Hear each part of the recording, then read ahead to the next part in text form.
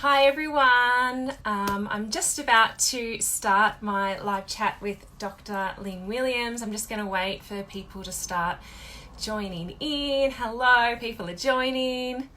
And then once Lynn joins in, I'm going to add her in and we'll start this chat. So I've had so many questions, maybe like over 100 questions about multiple oppositions. So there's so much out there that you guys want to know. Hi everyone, thanks for joining. And so I've kind of structured my chat. I'm excited too, thanks. I've kind of structured my chat so that we can hopefully answer everyone's questions, but there was just so much out there, so we've kind of themed it. I'm just watching everyone join in. Hello. I'm just going to wait for Lynn to pop up. She's going to come and watch and then yeah, and then Lynn actually has some pretty cool something pretty cool to tell you guys as well at the end. Thanks everyone for joining. I'm just going to scroll to see if Lynn's joined in yet. Multitasking here. Okay. Oh, it says she's unable to join. I'm just going to give her just a little bit. I might see if I can add her request. See if she can join that way. I've also got out my Skip app and things like, yes, you're here. Hello. I think I was in another chat. That's okay. It's always nervous, that first bit, like making sure we can connect. I'm so excited to have you here. Oh, me too, Rebecca. Thank you. You know, I'm a big fan. Like, actually, I don't know how much of a big fan I am, but my first ever client that I ever had when I was like a new graduate, they had a severe phoneme collapse, like everything was G, and my clinic had this book, the old Skip, and I honestly credit this book and this program to where I am today because I knew what to do. And it worked. I actually realized wonderful. This stuff works. So yeah, this was like a really surreal moment for me. And thanks so much for coming on. My pleasure. And I have to say, I'm a big fan of yours too, Rebecca. Thanks. So I love your account. Thanks. Is this still? No. No, that actually was the manual that came with the Skip software program, which now is an app. And so that manual is actually in the app now. Yeah. Now I love it. Love it. Okay, I just thought I'd give everyone an overview. I know I quickly let you know what we were going to do because I had over like 100 questions. So I thought if we just like tackle the basics of multiple oppositions, like a super quick overview, and then I'm going to have some real quick answers that I think you can probably answer in like a sentence or two, and then we'll go through the roadblocks because the roadblocks is I think the stuff that the people really want to know because they want to implement this approach, but then they don't have like a dial an SLP to say, hey, what do I do when this happens? So I'm hoping that you're my dial an SLP and we can get through this. Great. Okay. All right. So, I mean, I'm hoping that you can answer this. Is there a child and they come into your clinic and you assess them? Can you say in your head, you'd be perfect for multiple oppositions? Like, is it that easy? And what do they look like? Well, you know, it's kind of like anything. The extremes are easy. It's the ones that are kind of in the middle. So you can tell, oh, you definitely are not, you definitely are. But those in the middle sometimes are a little harder to figure out. So as you were saying with your first client who had an extensive phoneme collapse, when I see that, it's like, oh, yeah, you would be perfect for this. But what about a child who is more mild? And they have a few common types of error patterns. Then I think you can say, well, minimal pairs might work well for that child, or maybe I want to try multiple oppositions. So I say that multiple oppositions is more for the children who have more sound errors, who have also those children who have unusual kinds of sound errors. And then I say on the extreme, the OGK kids, only God knows. When you're looking at it, you say, I can't understand anything you're saying.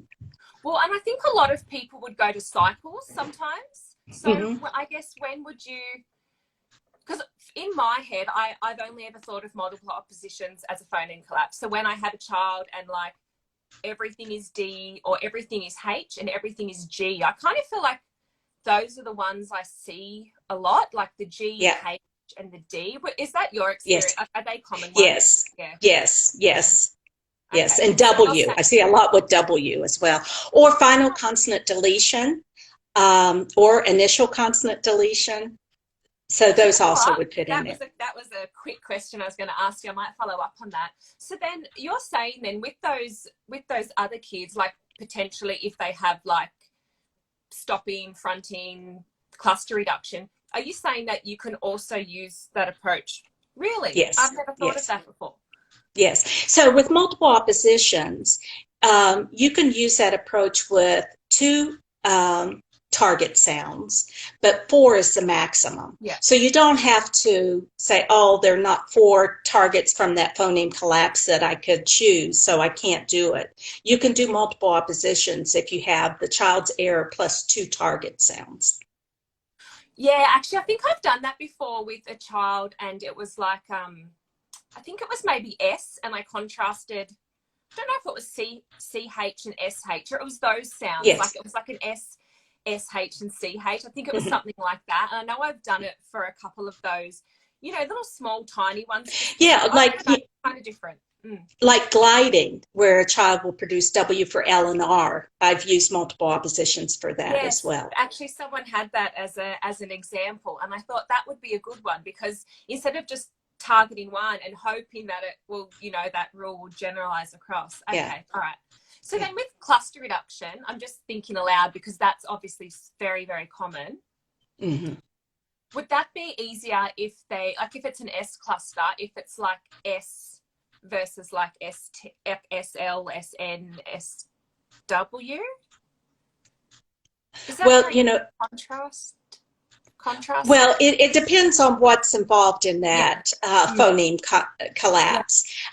So if you're seeing that it's primarily S clusters, then that might be where you focus on. A lot of times, like you said, you'll see a T collapse, a D collapse, something, and then you'll have stop clusters, you'll have R clusters, you'll have S clusters. So then you can get a variety of clusters in that. And that goes to the target selection. And I know that there were some questions about target selection.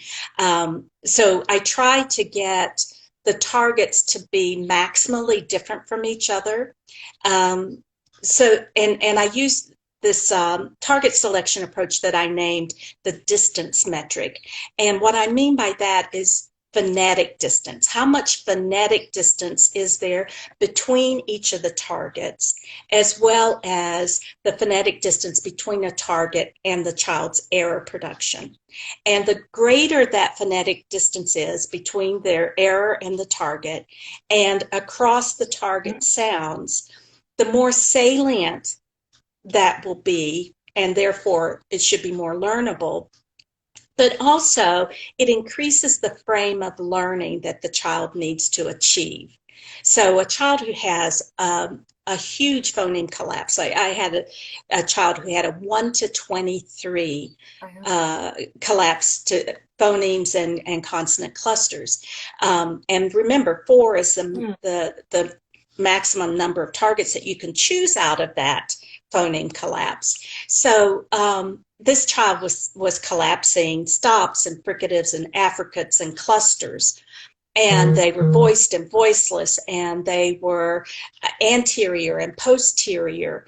So I wanted to select the targets with that maximum phonetic distance across the targets that I was choosing, so that I'm enlarging the frame of learning, that the child doesn't just need to learn stops, doesn't just need to learn velar place of production, doesn't just need to learn frication, doesn't just need to learn how to sequence consonants together. So that is the principle behind the target selection with the distance metric. Do you, because I know for me, I use a placement of voice chart because it was like the easiest thing. Like that for me was the easiest thing for me to kind of see and know and go, oh no, I can't, I can't just pick all of these, or I can't just pick all Do you have, I mean, you probably, this stuff is probably a bit more, it comes naturally to you, but for, you know, everyday practicing clinicians or, you know, SLPs that are new to all this, do you have, like, is there a quick cheat sheet or a visual way? Like, is this Yes. a pretty good way? This doesn't have clusters, but like, is there another way that we can Yes. organize and see this? Yes. So a couple things I want to say. First of all, I'm glad that you're doing a place, voice, manner analysis like that. You know, that came out even before phonological processes in 1971. So it's been around for a long time, but it got overshadowed by phonological processes, and it'll give you a lot of the same information in less time. And I'm all about working smarter, not harder. So first of all, I wanted to say good on you that you're using a place, voice, manner analysis.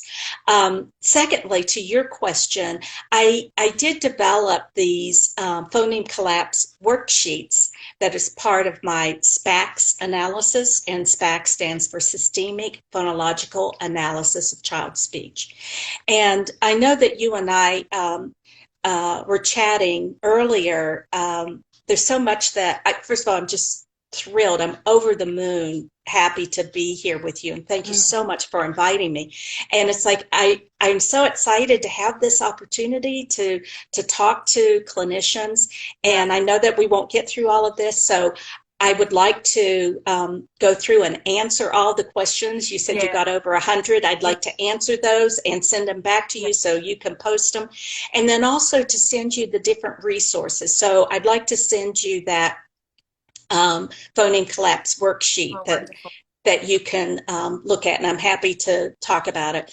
You know, everybody's working remotely now. I have not been in my office since March 23rd, and so it's like, oh, I wish I could just pull this out of a file and show you. Here is the worksheet and talk about it, but I have it organized. It's very similar to place, voice, manner, although you know how the place, voice, manner is horizontally organized. Yes. So the phoneme collapse is vertically organized, and I just have it like a worksheet. And I have it organized by manner, so all of the stops, all of the fricatives, all the affricates, the nasals, the liquids, the glides. And then within each manner, organized by place, going from the most anterior to the most posterior place of production. And then I have them categorized where you know that stops, fricatives, and affricates form the natural class of sounds called obstruents, whereas nasals, liquids, and glides form the natural class of sounds called sonorants. And then I have a section at the bottom for clusters, so that when you are diagramming, and you can do any kind of test. So, you know, I use the Goldman-Fristow often. It's very quick and easy, and it's kind of like even though it's a diagnostic test, I use it as like a screening tool, but it looks at every consonant, initial, medial, and final. And with multiple oppositions, we're looking at initial and final because those are the most salient positions to train you. And so I have these phoneme collapse worksheets for initial position, and then I have them for final position. And you just go through and you say, okay, I'm looking down the column of word initial targets on Goldman-Fristow. I'm seeing a lot of T's here. So, you know, with phoneme collapse, it's a one-to-many correspondence. So if I'm seeing a lot of T's, over here under the child's column, there's just one line for the one, and I put a T, and then I go through and check beside all of the sounds that I have written out. Oh, T for T, T for D, T for K, T for F, T for S, etc., and then all the way down to clusters, S, T, T, R, K, R, K, L, etc. And then, so to me, yes. So instead of, you having to write it out like that, it's Yeah. organized. So then you get to see the order in the disorder. So if you're not accustomed to writing, like, speech Yeah. is my life. I Yeah. do this, I think this, I dream this, I eat it, everything. Mm. So I'm used to thinking, stops and PBTDKG and fricatives, theta, ed, FD, Yes. Yeah. SC, but if you don't write it in that way, you can miss patterns like, oh my gosh, it's only with the voiceless anterior sounds. Isn't it? I think that's It why, is. like I said, the downfall, this doesn't have clusters, but I will get like a whiteboard marker and I will just do like green, like the sounds Yes. that they do. I'll color them in green, and then I'll do red, even just like with the normal, Yeah. child. And sometimes just by color coding like that, you can go, wow, you've only got Yes. bilabials, and it's like thinking big picture versus saying you need to learn the F sound, you need to learn the S sound. Like Yes. it's Right. beyond sounds, isn't Yes. it? Yes.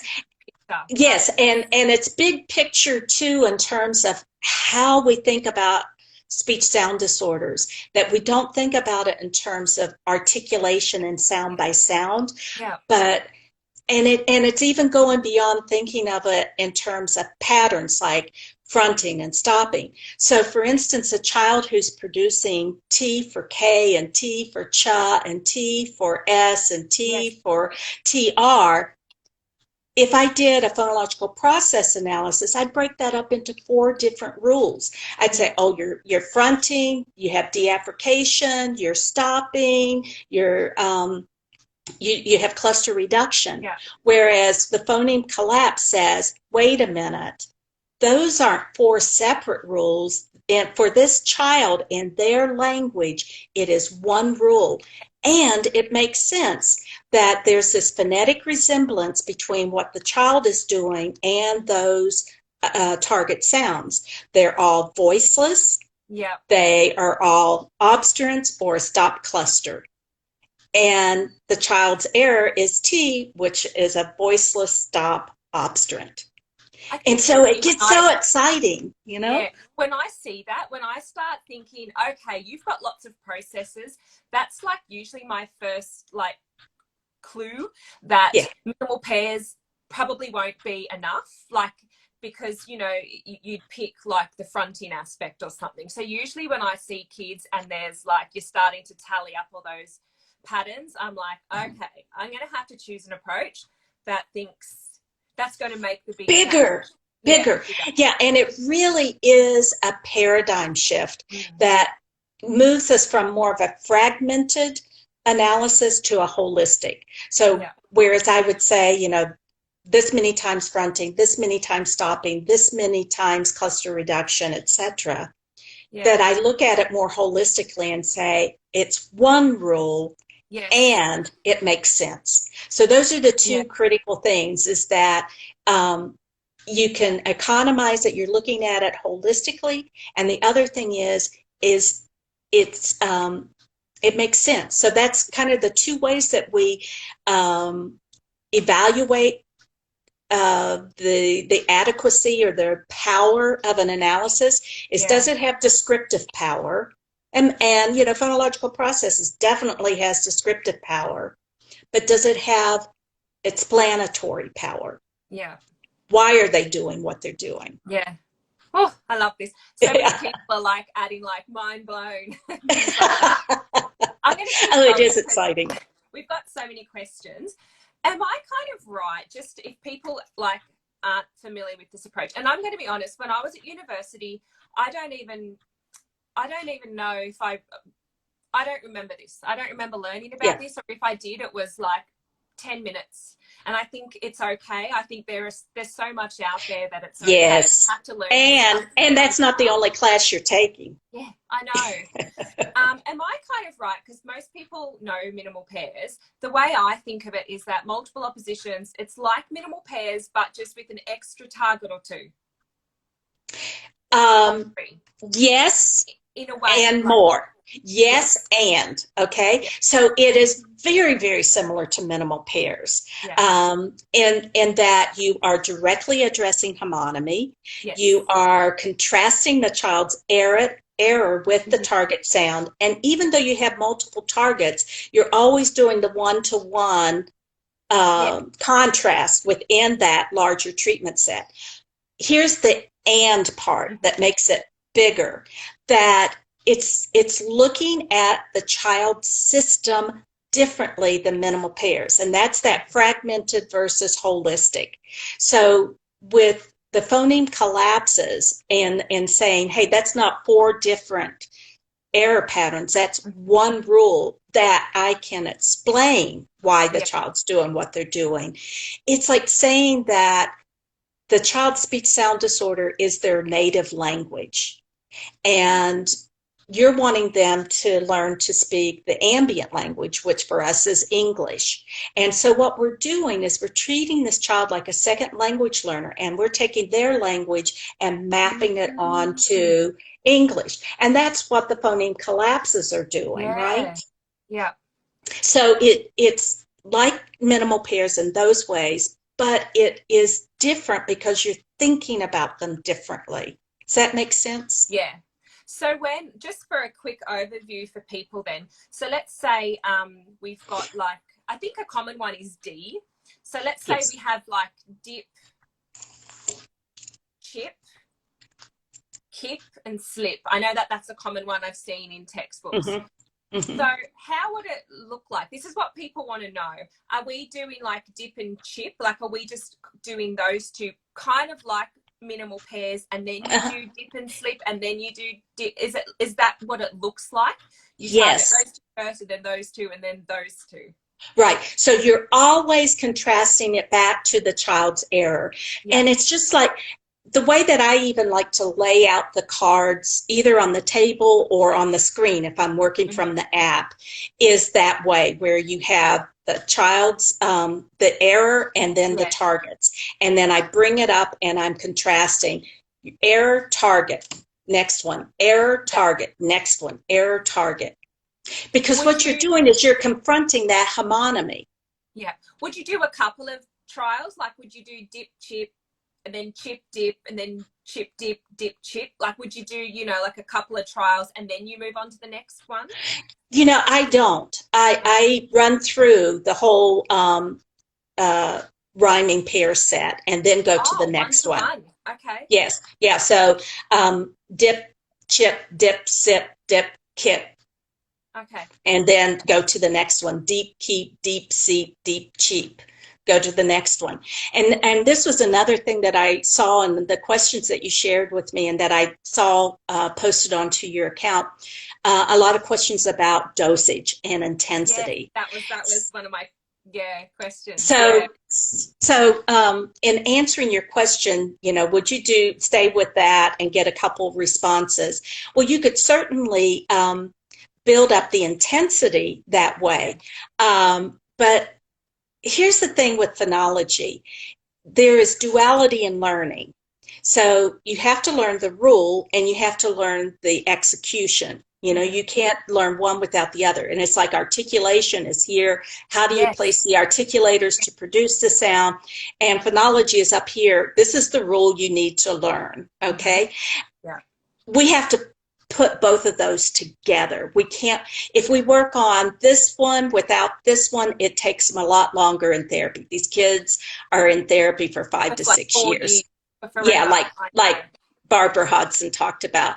If we do just this without supporting this, the child's going to get frustrated. Yes. And this is where I see where a lot of people were saying, you know, well, how long do you stay with that if the child's not stimulable? So I need a picture of that. That's perfect. It is. It's like this and this. Don't do this, just this. Don't do that. You've got right. And what's interesting, and this was another question that I saw, Rebecca, that people were saying, how do you start? What's your criteria? When do you move on? When do you add another sound? I have a treatment paradigm that I have described, and it's in that that book, which, like I said, is now on the Skip app. You need to, is it this one? Yeah, that's it. Yeah. Do you know, this this is what made me confident, because I had something to go by. And I think like a diagram like this, is this in one of your journal articles as well? It is. Really? It is.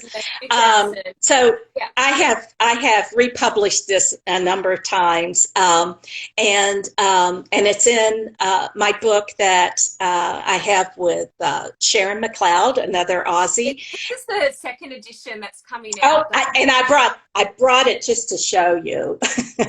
Yeah. By the way, these are my two daughters. Oh wow! It was a Christmas photo I took years ago.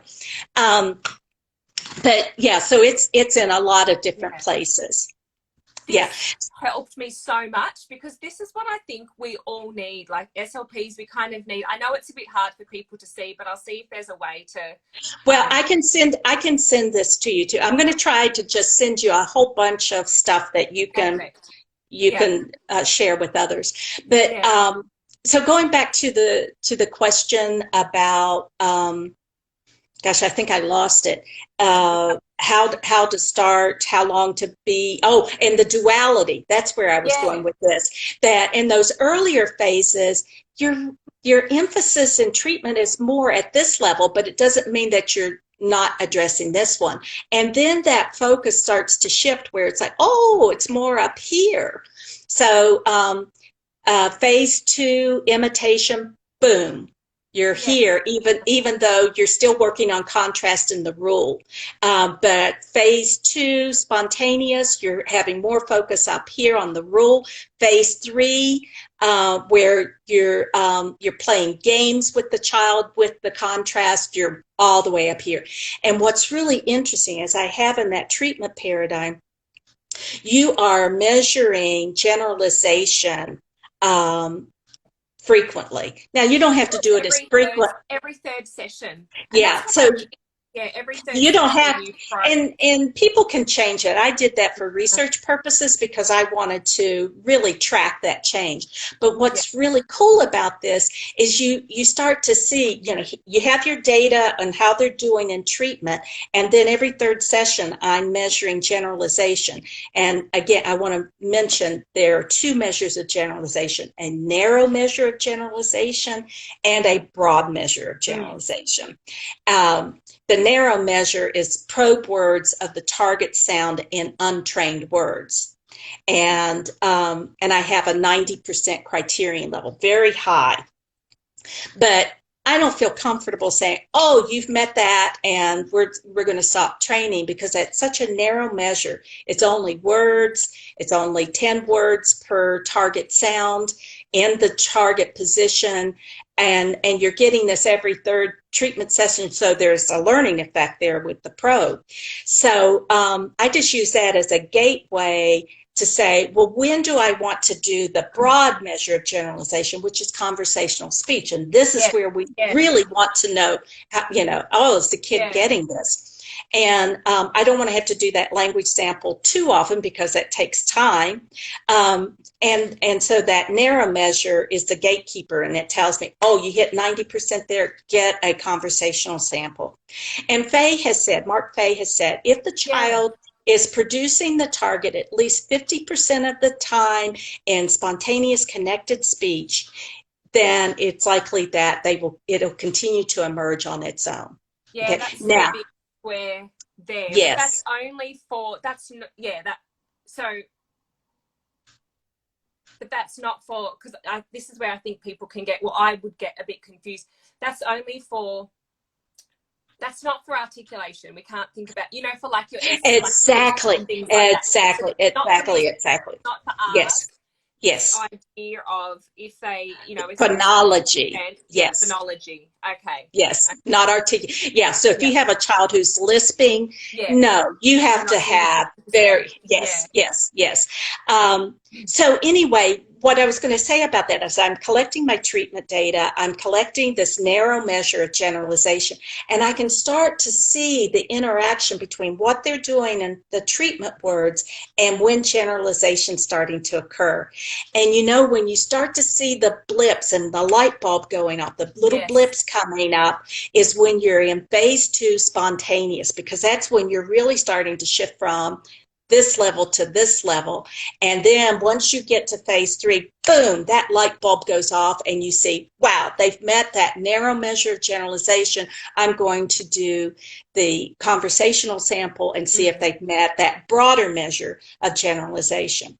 And I published a study in, I think it was in 2000, that looked at the treatment history of 10 kids and just saying, you know, on that treatment paradigm, you know, how long did it take them to get through and when did children generalize out? Well, out of the 10 kids, I believe it was 6 generalized out at phase 3. But there are some kids who they're doing great on those contrasts, even in, you know, more communicative scenarios. And they're doing great on that narrow measure of generalization. But on that broad measure of generalization, it's like they're just not there. They're like maybe 30%, 40%. People are saying like it's not generalizing. Do you know what I've done? I use an app by Smarty Ears to do, because I like that it's very digital and it produces graphs for me. And this is like, yeah, I've cut the kid's name. This is like one of the samples. So that 61% is the phoneme collapse, the substitution. And so 49% of the errors were 49% in that phoneme collapse. And then after 6 weeks of doing the multiple oppositions, you know, that went down to 31%.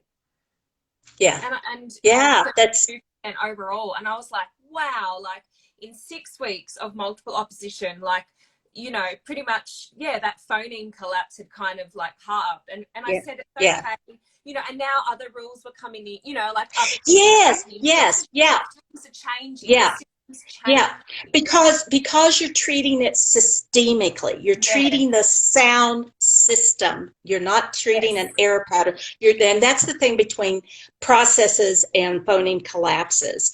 And we were saying it's broader. You're shifting your thinking to a system, to a language of their own. And so you do see that system shift. And you'll see it quantitatively in terms of, you know, wow, you went from a 1 to 23 phoneme collapse to a 1 to 8 phoneme collapse. But you also see it qualitatively where the kid might have had some really unusual errors like H for T. And now they're having more developmental kinds of errors Yeah, I love that. I'm going to fire some quick questions at you. Can you only use multiple oppositions in initial position? No. You can do it initially and finally. So a child who has final consonant deletion, sometimes you'll see a 1 to 7 phoneme collapse of several stops, fricatives, affricates to null. Okay. So that's your collapse to null. What's the... I think I know this answer because I've read your articles, but what's the minimum dose or minimum practice trials that we're aiming for in one session? So it depends on whether you are working individually or in a group. Okay. But I say that you would want to shoot for 50 to 60 trials in a 30-minute individual therapy session. Minimum, but yes, would you 100? 100? Okay, I really like that because I know that there's this whole idea of got to get 100, and I think people are getting stressed. Like, well, but I can't get 100 trials, and I love that idea of, well, you know what? If you can't get that, just try to meet that minimum. Aim high, but try to get that. Right. And that's another thing that I'd like to share with you is a data sheet that I have made for multiple oppositions. You know, one of the things is when you're wanting to implement a new approach, if you don't have the tools to implement it, it makes it really hard to do that. So it's kind of like if you were going to clean your floors, but you didn't have a broom or a mop, and you don't want to have to get down on your knees with paper towels and try to do it. And I feel like that's what we're saying to clinicians. Oh, here's this approach, go do it. Here's what's involved, but we don't give you the tools to do it. And that was the whole rationale for developing the Skip app. Like I said, this is what I didn't really believe. Like when I was doing it, I was just like, how's this going to work? Like I really confident. Sorry, my mum just rang. I didn't feel confident to deliver it. And I just had to put my faith that it was going to work and follow this. But quickly, people are just asking about like how frequently. So is one 30-minute session enough to make change? Okay. There's actually some data out there. There was this randomized control trial, an RCT, that was done, and I can't remember exactly when it was, maybe 2014, something like that, by Melissa Allen. And she looked at the dosage, and she was finding that, you know, obviously the greatest amount of change that you're going to get is if it's 3 times a week. Yeah. So that's not realistic. And I know in Australia, your healthcare system is different. And it's not mandated in all of the states in Australia that you provide services in the schools. No. So I don't know if you knew this, but I was an honorary professor at the University of Sydney for a few years, and have worked and collaborated quite a bit with Elise Baker. And so she put me on a dissertation committee with one of her doc students, Ellie Sugden, and that might be a name that a lot of your... that article. So this article is fabulous. And she asked that question, if, you know, you can't get the dosage, what else can we do?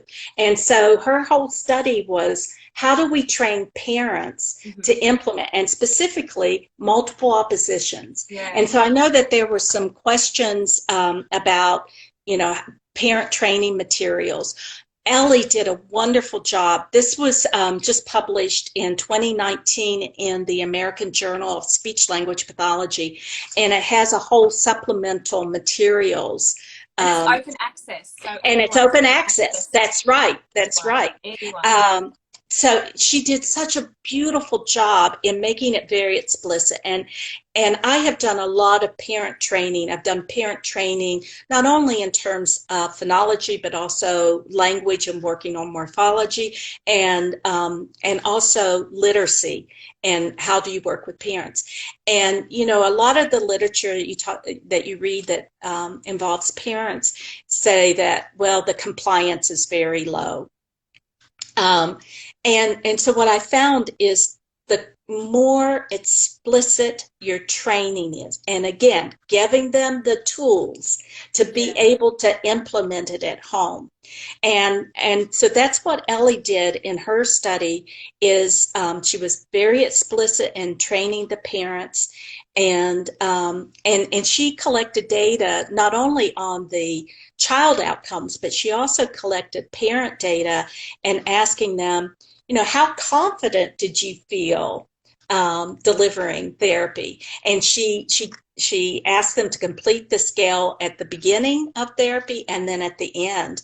And all of the parents, their confidence increased significantly. I was going to try to see if I could find it here quickly. I may not be able to put my hands on it, but I think it was like 80-some% were saying they felt confident. A couple of people are commenting that idea would work well in private practice, but what about schools? Okay. Well, and when I think about schools in the U.S., that is a concern. It's really hard to contact parents. It's hard to set up meetings with parents, much less do the training. I don't have a good answer for that. One of the things that that we did is we made parent training videos. We, and you know, That's a good idea. I would work with small groups of parents who could come in.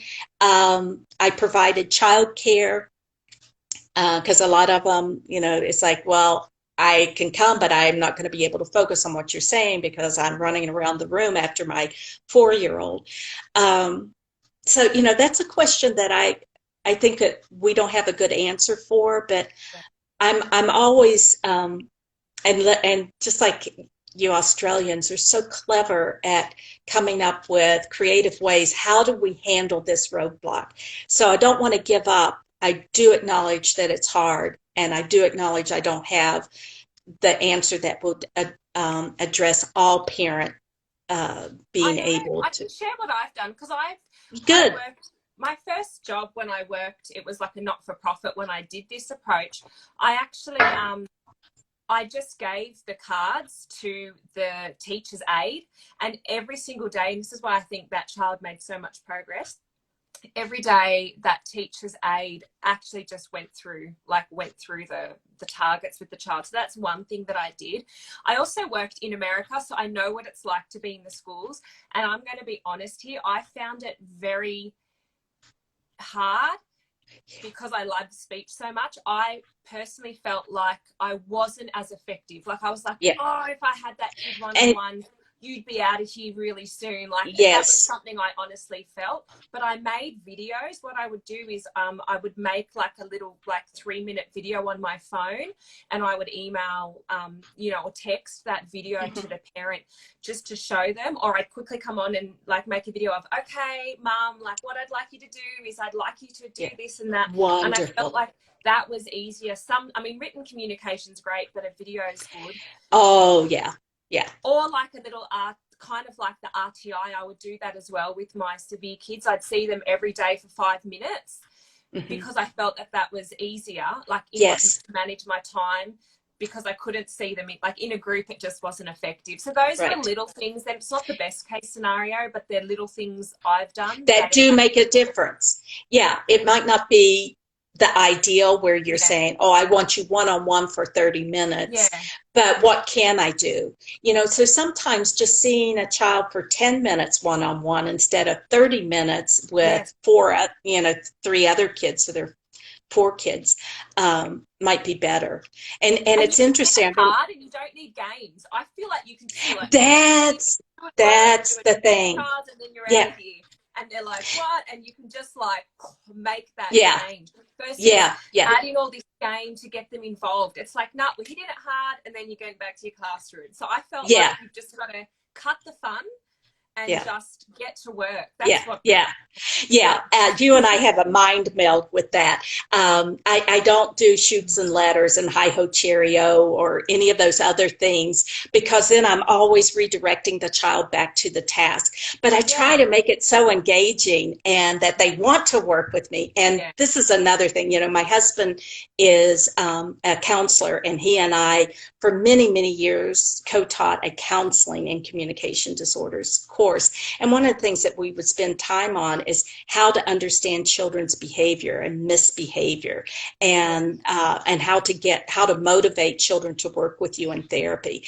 And so it's like you have to build a relationship with them, and then, you know, they'll want to work with you. And it's kind of like, I'm running, you got to catch up with me. And I know that doesn't fit for all the kids, but I like to start on the level and assume that they'll do that, and then, you know, take off with the kids. And then if it doesn't work, back up and then see, well, what other strategy do I need to do?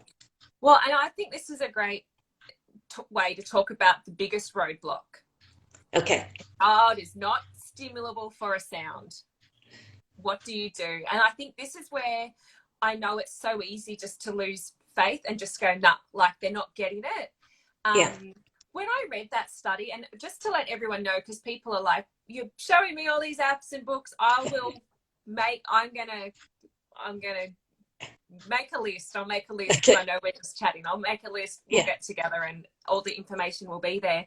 But what was interesting, I read in that article, the 2019 article, you said, well, it showed how you individualized multiple oppositions. Yes. And I think everyone needs to read this supplement. Yes. It's like, okay. And for those children who were not stimulable, you started the session with 20 CV consonant vowel repetitions. Articulation. So you kind of started with like chi, cho, chu, cha, you know, and then you would do multiple oppositions. Is that what you're suggesting would be a good way? Yes. And that, I love this. Ellie and Elise actually found this term and where this has been used in other approaches, intervention tailoring. So you tailor the intervention for the child. Now, that does not mean be eclectic, just do whatever works.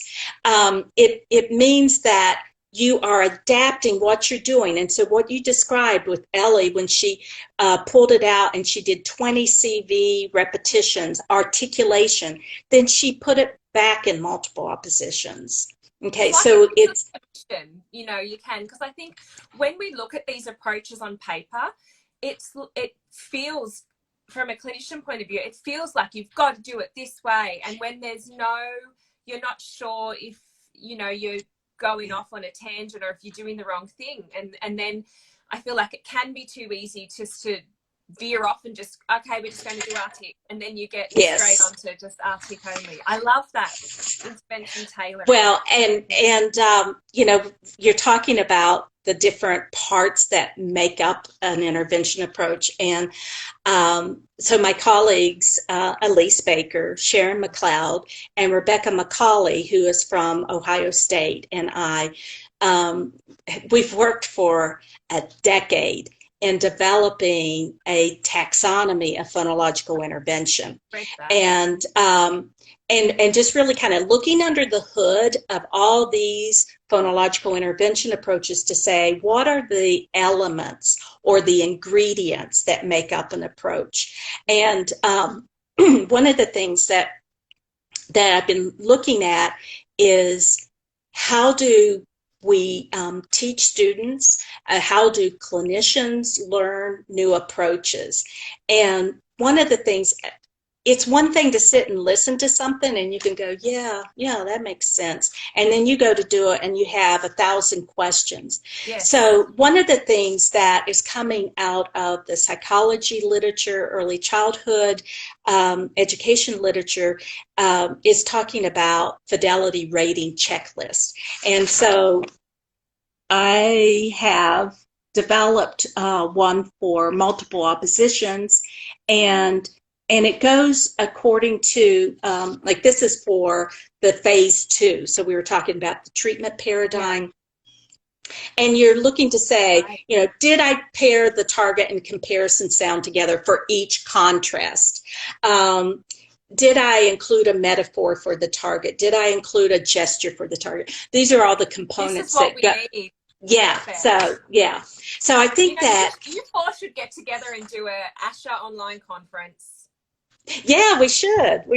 We've done some you know, presentations at ASHA the past couple of years on this intervention taxonomy, and when everybody had to shift to online, all the universities, I took a couple of those presentations and put them together and made a free 2-hour lecture on the phonological intervention taxonomy. Yeah. So that's out there. I can send you the link for that. Yes. Okay, sorry, I'm going through. I've got so many questions. I'm going through. We've been talking for ages, by the way. I thought I'd do half an hour. It's been 50 minutes. So I might ask one little more before I wrap up, because I know I could talk for so long. I could talk. It feels like it's only been about 10 minutes. Yeah. I did this with Dr. Kelly Farquhar, and I'm like, I'm going to have you come on again, because yes. Oh, she's fabulous. So much. Yeah. Yes.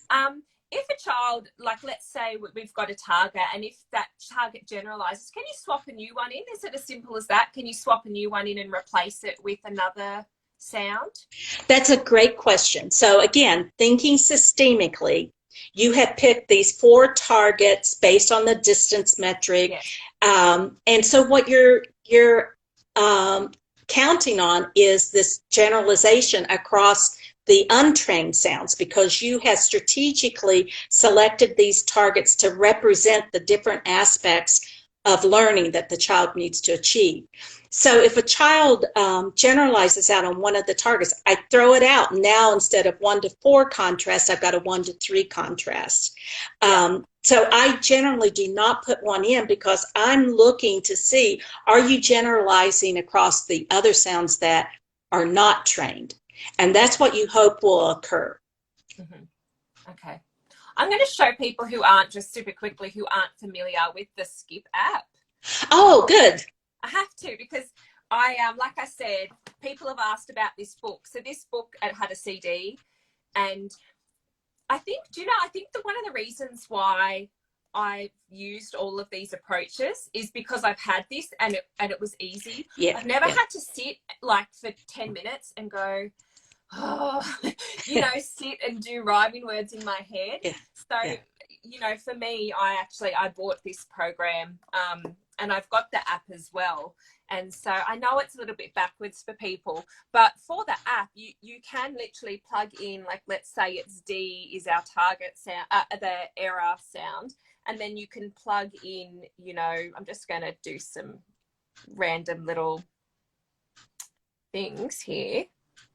You can just plug them in, and then it comes up with all your word lists. So you don't have to kind of sit and think. And then this is what you choose. And then what I love about it, let me just select that one. Sorry, I've got a really old iPad. And then that's what it looks like. And you can choose whether you have photographs like what you have here, or illustrations. I really like illustrations better myself. Yeah. So that's, kind of an example. And I think what you were saying, just to go back, is you would do this one and then this one first. Yeah, and you can move that one up so that they're next to each other. Oh. Yeah.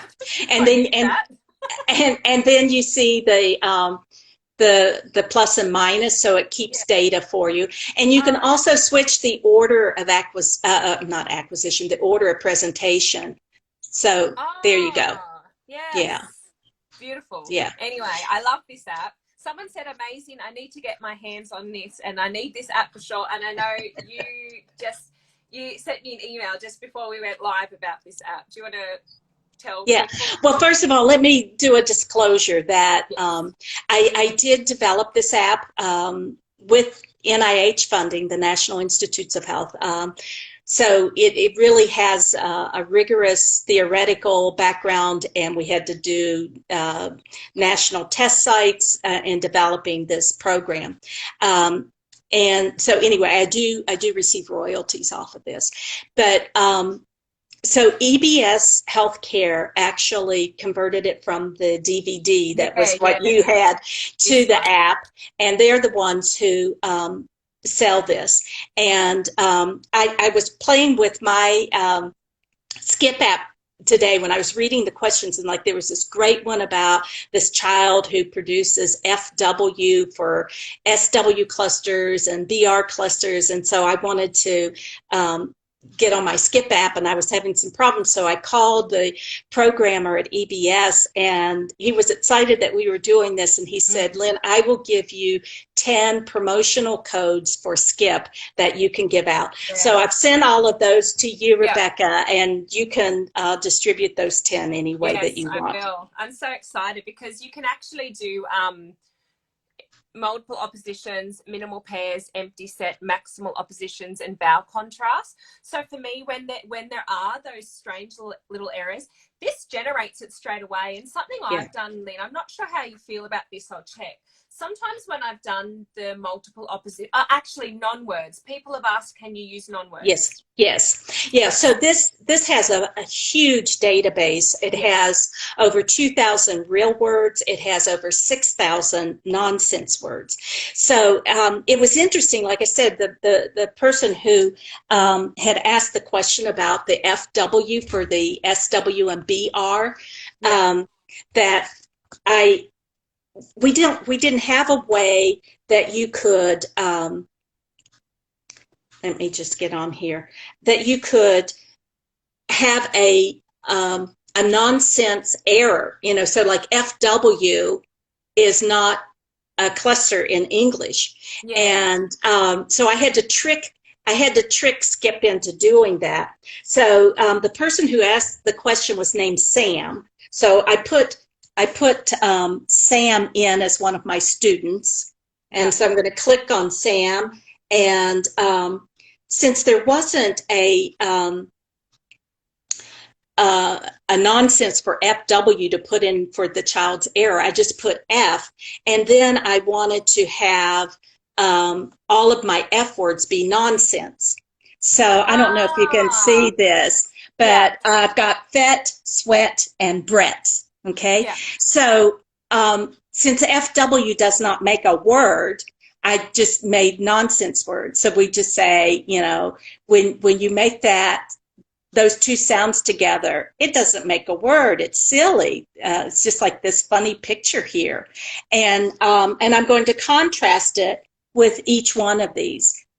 Fouet, Brett. So when the child, when they're trying to say Brett says fouet, you'll say fouet. That's a silly word. You could point to this, and then you go up to the next one, and then you go to the next contrast. So this is fing, swing, and bring. Okay. So I just wanted to show, even though I didn't have a way, that Skip didn't have that nonsense option for the child's target, that I tricked it into doing it.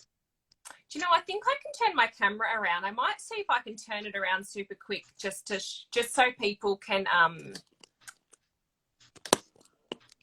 just wait, sorry.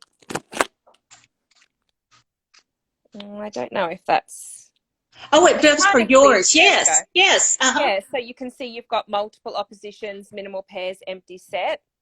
And I like that you've kind of given an example. So when you do go into multiple oppositions, you do give it a description, and you've got a video treatment example too. Yes. Yeah, and I'm glad you mentioned that, because someone was saying, do you have some video tutorials?